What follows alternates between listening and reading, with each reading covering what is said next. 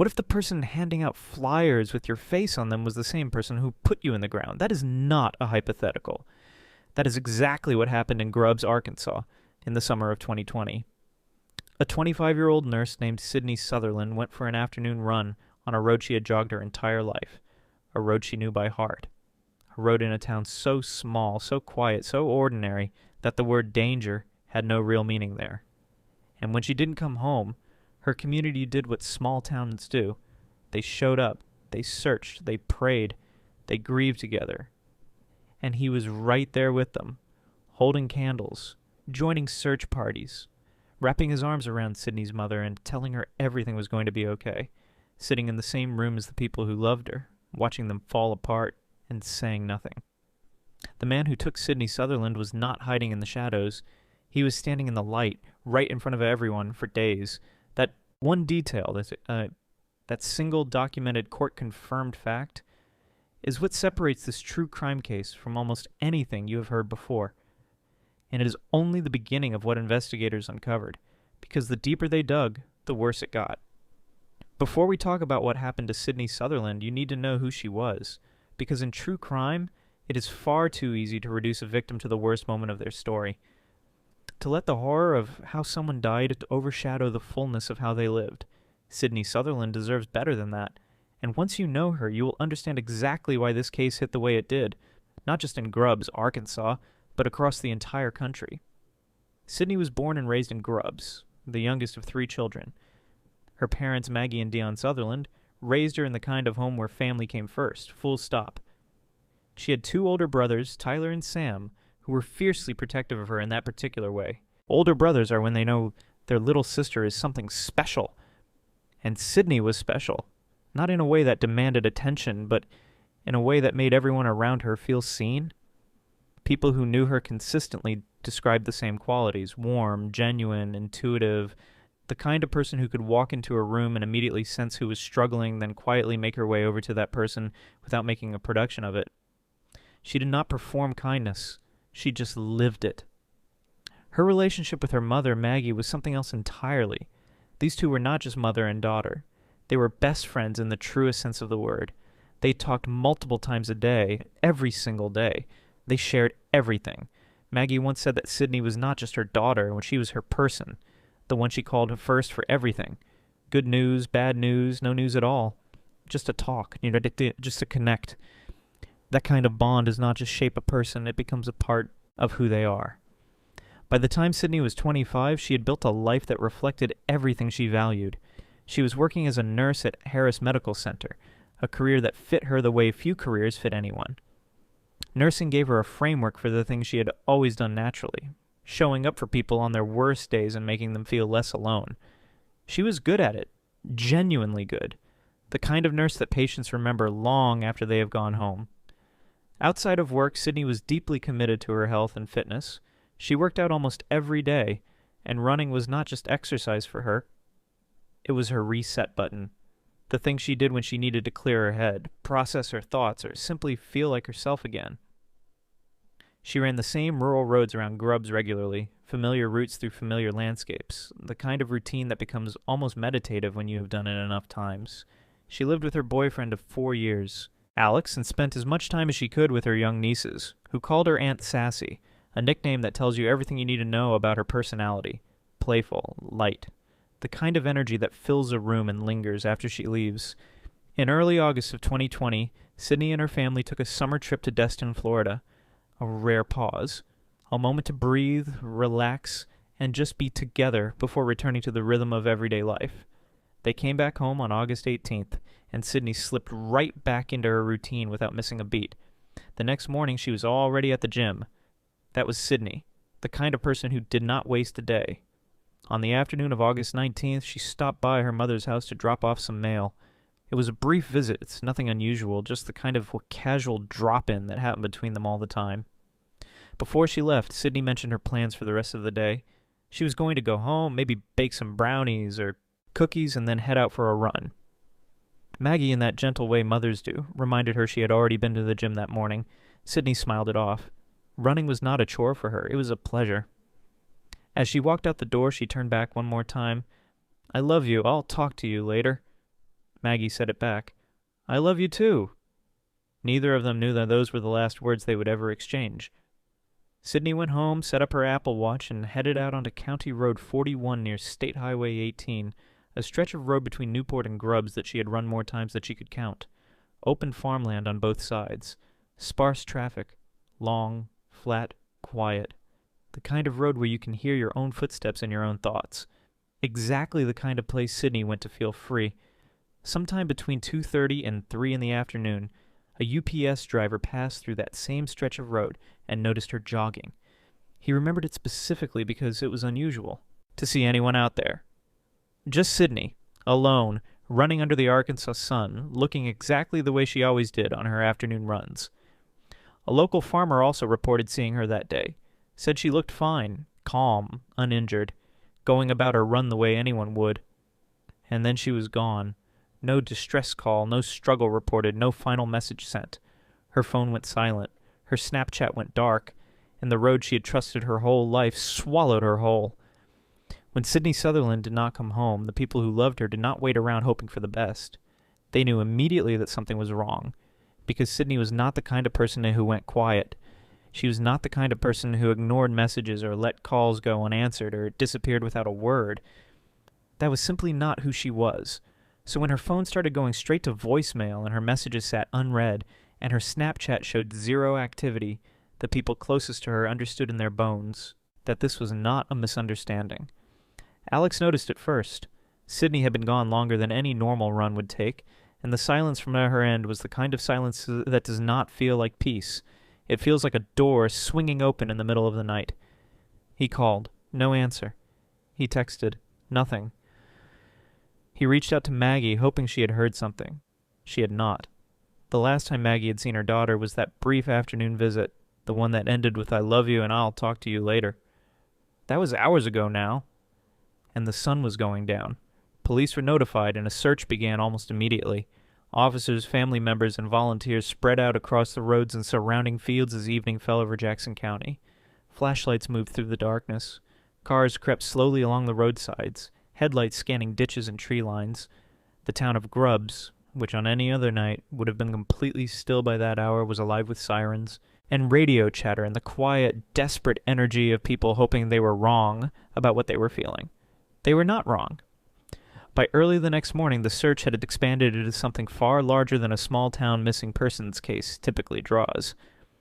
The Jackson County Sheriff's Office was joined by Arkansas State Police, the Arkansas Department of Correction, the United States Marshal Service, and the FBI.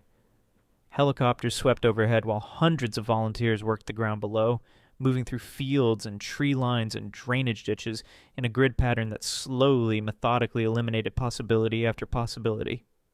Investigators began tracking pings from Sydney's phone, narrowing her last known location into the same stretch of County Road 41 where she had last been seen running. Then came a discovery that shifted the entire tone of the search. Sydney's phone was found lying on the ground, undamaged, less than a quarter of a mile from her home. No signs of a struggle nearby.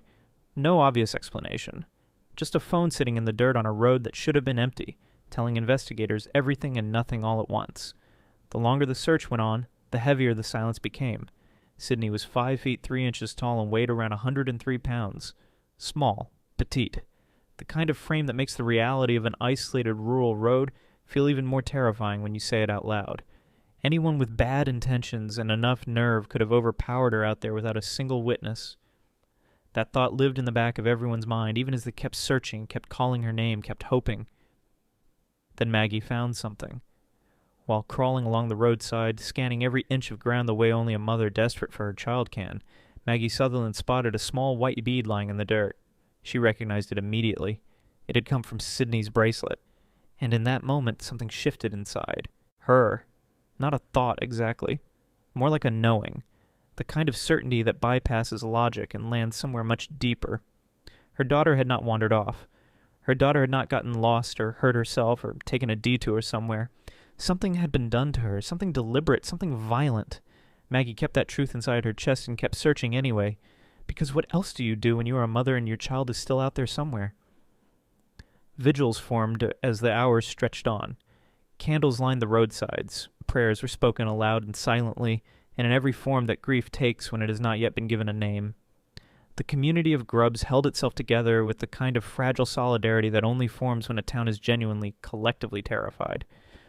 And somewhere in the middle of all of it, moving through the search parties and the candlelight and the community grief like he belonged there, was the man who already knew exactly where Sydney was. He had put her there himself.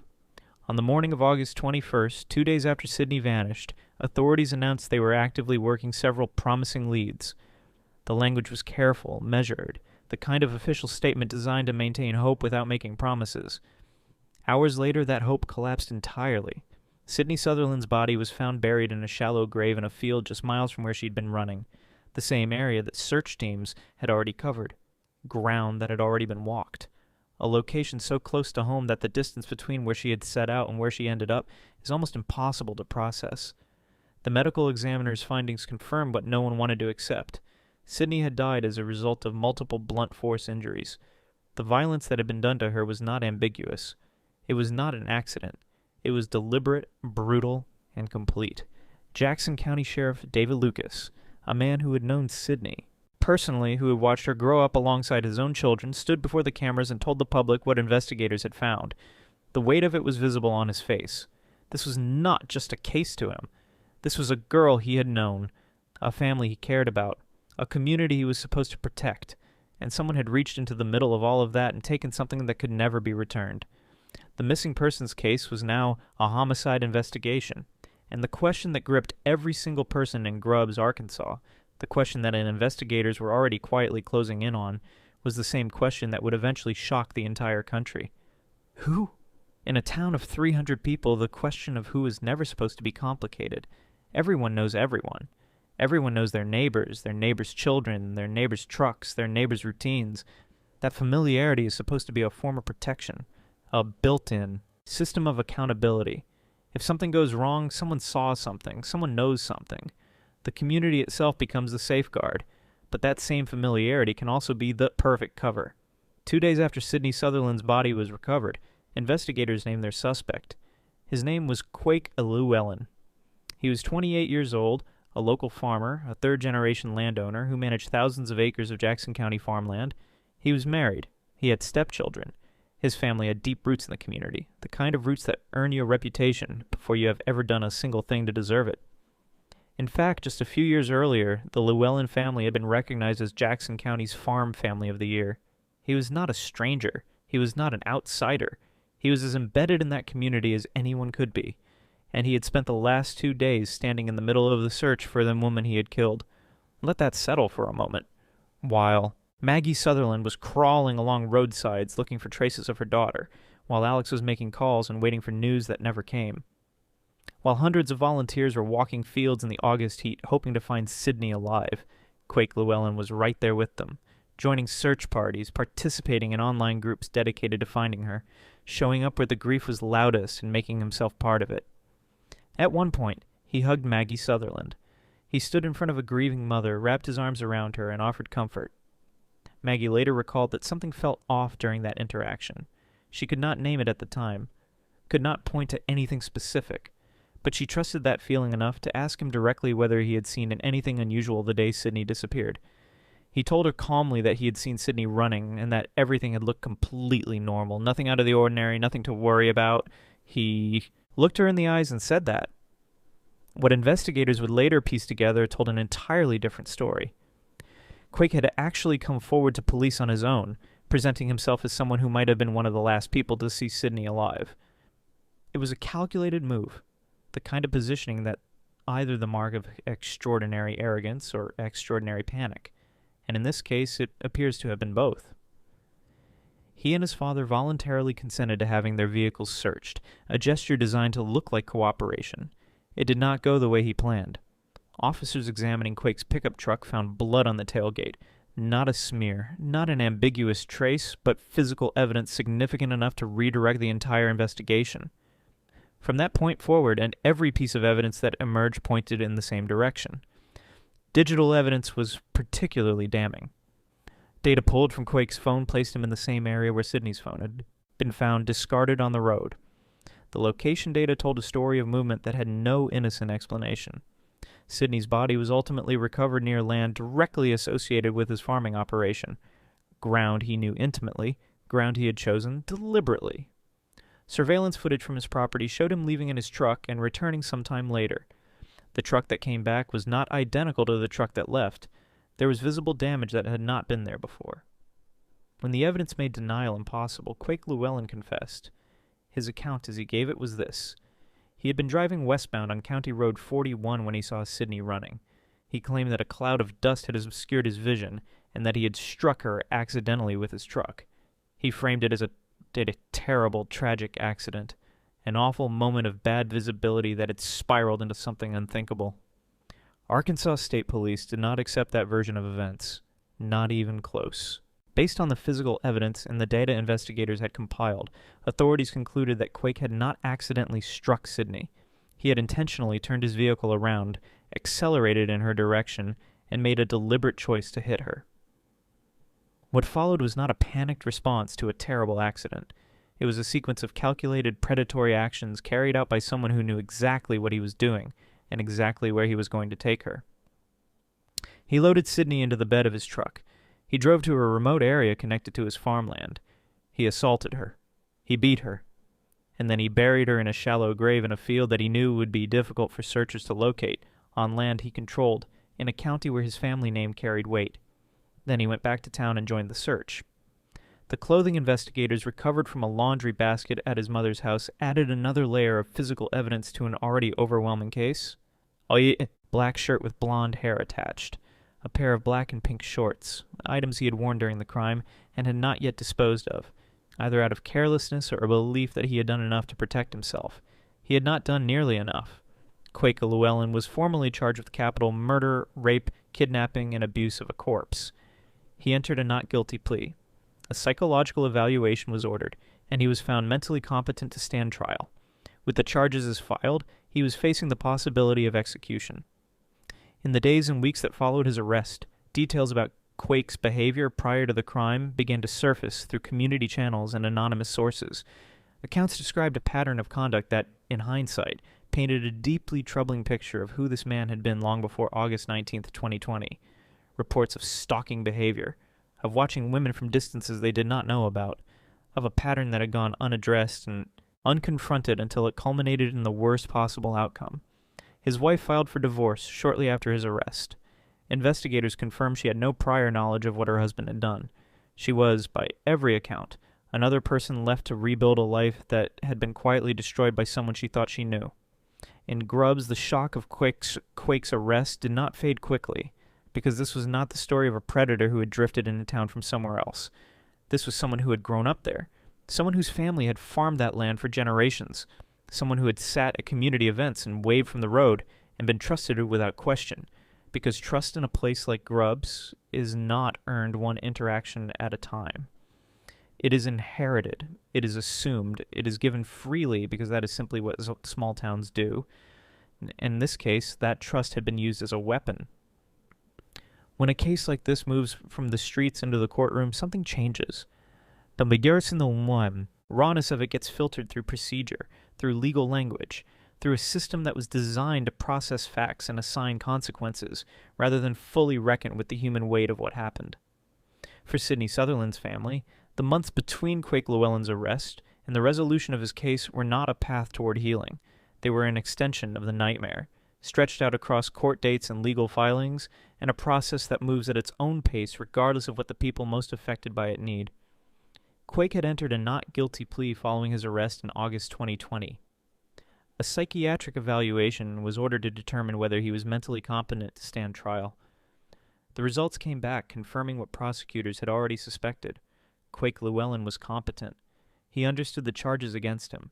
He understood the consequences he was facing. There was no legal barrier between him and accountability. With a capital murder charge on the table, the possibility of the death penalty was very real. Arkansas is one of the states that retains capital punishment, and the nature of this crime, the premeditation, the assault, the deliberate burial of a victim, made it the kind of case prosecutors could reasonably pursue to its maximum conclusion. For a period of time, that appeared to be exactly where things were headed. But then came the conversation that no family should ever have to have. Prosecutors approached the Sutherland family with the framework of a plea agreement. The terms are straightforward in structure, if not in emotional weight. Quake Llewellyn would plead guilty to capital murder and rape. The remaining charges, kidnapping and abuse of a corpse, would be dismissed as part of the deal. In exchange, the death penalty would be taken off the table entirely. He would not be executed. He would instead spend the rest of his natural life in an Arkansas prison with no possibility of ever walking free. Again, for Sydney's family, this was not a simple decision. On one side is the desire for the fullest possible legal consequence for the man who had taken Sydney from them. The death penalty represented a form of finality that some families in these situations feel is the only proportionate response to what was done. On the other side was the reality of what pursuing that outcome would actually require. Years of appeals, repeated court appearances, ongoing media coverage pulling the wound open again and again. The possibility, always present in capital cases, that the process drags on for a decade or more with no guarantee of the outcome you fought for. Maggie Sutherland and her family made the decision to accept the plea, not because they felt it was enough, not because life in prison felt like justice for what had been done to Sydney, but because they were exhausted in the way that only prolonged grief can exhaust a person, and because they wanted the case closed in a way that guaranteed Quake Llewellyn would never breathe free air again. That guarantee mattered more to them than the uncertainty of a trial. The agreement was reached. The guilty plea was entered. And then came the moment that everyone in that courtroom would carry with them long after they walked out the door. Maggie Sutherland was given the opportunity to speak directly to the man who had killed her daughter. She asked him to look her in the eyes. And then she told him the truth. All of it. In the plainest possible language, with the kind of composure that is not really composure at all, but rather the last form of strength a person can access when everything else has already been taken from them. She told Quake Llewellyn that Sydney was not his to take, that she had belonged to people who loved her, to a family that had built their lives around her, to a community that was still trying to understand how to exist without her. She reminded him of the moment he had stood in front of her. During the search, the hug, the eye contact, the carefully chosen words of comfort. And she named what that moment actually was. A lie delivered by hands that had already done the unthinkable. She asked him questions that no answer could ever fully address. Whether Sydney had been afraid, whether she had called out for her brothers, whether she had fought, whether she had known what was happening to her.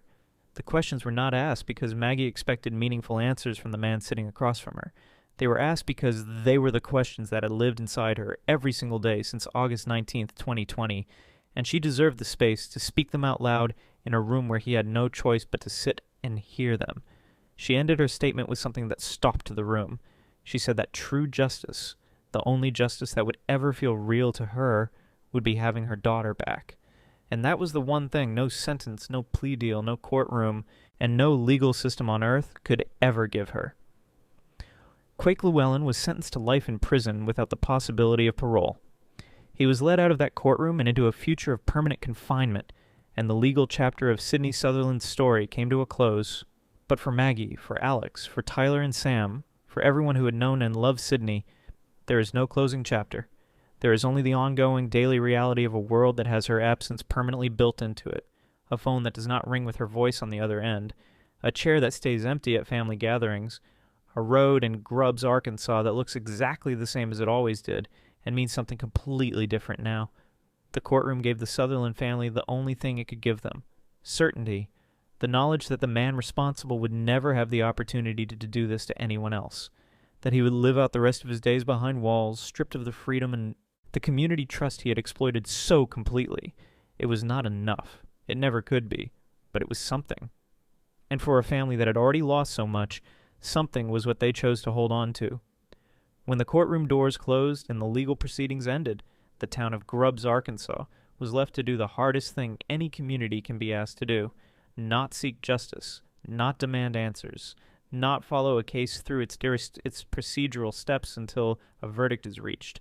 Those things, as painful as they are, come with a structure, a timeline, a defined endpoint. What comes after is shapeless, and it lasts forever. Sydney Sutherland's funeral drew so many people that it had to be streamed live to accommodate everyone who wanted to say goodbye. That single detail says more about who she was than almost anything else. In a town of 300 people, The overflow was not a surprise to anyone who had known her. Sydney had that effect. She collected people without trying. She made everyone feel like they mattered. And when she was gone, everyone felt the specific shape of her absence in a personal, individual way. The grief in Grubbs was not abstract. It was not communal in the distant general sense. It was intimate. It was specific. And it was everywhere. In the months and years that followed, the people who loved Sydney refused to let her name fade into the long catalog of true crime cases that the American news cycle processes and moves on from. They made a deliberate, sustained choice to keep her present, to make sure that the story of her life continued to mean something beyond the tragedy of how it ended. One of the most visible tributes came in the form of a renamed overpass. The structure near the road where Sydney had been running was officially named in her honor, a permanent marker on a stretch of Arkansas highway that will carry her name for as long as that road exists. Every person who drives beneath it, whether they know her story or not, passes. Through a space that belongs to her now, community runs called Finish Sydney's Run became an annual tradition that drew participants from across the region. The concept was simple and devastating in equal measure. Sydney had gone out for a run and had not been allowed to finish it, so the people who loved her finished it for her. Year after year, participants wore pink, Sydney's favorite color, and moved through the same landscape she had moved through on the last afternoon of her life, choosing to fill that space with something living rather than letting it belong only to loss. Scholarships were established in Sydney's name specifically for students pursuing careers in healthcare, a direct reflection of the professional path she had chosen and the values she had carried into her work every single day. Future nurses, future caregivers, future people who will spend their careers showing up for others on their hardest days. They will carry her name forward into a field she loved. That is not a small thing. That is Sydney's instinct for care being replicated and extended outward into the world in a form that will outlast all of us. The case itself drew national attention well beyond the initial news cycle. It was featured in true crime documentary programming that examined the role of digital evidence in modern criminal investigations, specifically the way that phone location data, surveillance footage, and app-based tracking tools like Life360 have fundamentally changed the ability of investigators to reconstruct timelines and place suspects at specific locations. Quake Llewellyn's own digital footprint was a significant part of what closed the net around him, and Sydney's case became a reference point in broader conversations about how technology is reshaping true crime investigation in the United States. For Maggie Sutherland, the aftermath has been defined by a kind of love that does not know how to stop. She has spoken publicly about Sydney on multiple occasions, always with that same devastating combination of pride and grief that characterizes a parent who has lost a child they were still in the middle of knowing. She has shared memories. She has honored milestones. She has made sure that the people who never got the chance to meet Sydney understand what the world lost on August 19th, 2020. The small white bee that Maggie found on the roadside during the search, the one from Sydney's bracelet, the one that told her without words what had happened to her daughter, did not stay on that road. Maggie kept it. She wears it close to her, a physical point of connection to Sydney that requires no explanation and needs no frame. It is simply a piece of her daughter that she gets to carry. In a grief as large and permanent as hers, that small specific thing matters in a way that is difficult to put into language. There is something important that true crime documentary storytelling does not always get right, and it is worth naming here at the end of the story. The cases that capture national attention, the ones that get the coverage, the podcast episodes, the streaming features, the social media threads, are the ones where something went catastrophically, visibly wrong. But the reason those cases resonate is not because the violence is compelling, it is because the person at the center of them was real. Fully, specifically, irreplaceably real. And the violence done to them was a theft committed against everyone who loved them, against the future they were building, against the version of the world that included them in it. Sydney Sutherland was a 25-year-old nurse from a small town in Arkansas who went for a run on a familiar road on a Wednesday afternoon in August. She had just come back from a family vacation. She had been to the gym that morning. She had stopped by her mother's house and said, "I love you," on her way out the door. She had nieces who called her Aunt Sassy. She had a boyfriend who waited for calls that stopped coming. She had a mother who has not stopped carrying her since the day she found that bead in the dirt. She was not a case number. She was not a chapter in a true crime documentary. She was a person. Completely, fully, extraordinarily a person. And the road in Grubbs, Arkansas that she ran on, the road that knew her footsteps, that saw her in motion, that was supposed to bring her safely home, that road carries her name now. She did not get to finish her run, but she has never stopped moving forward, and neither have the people who loved her.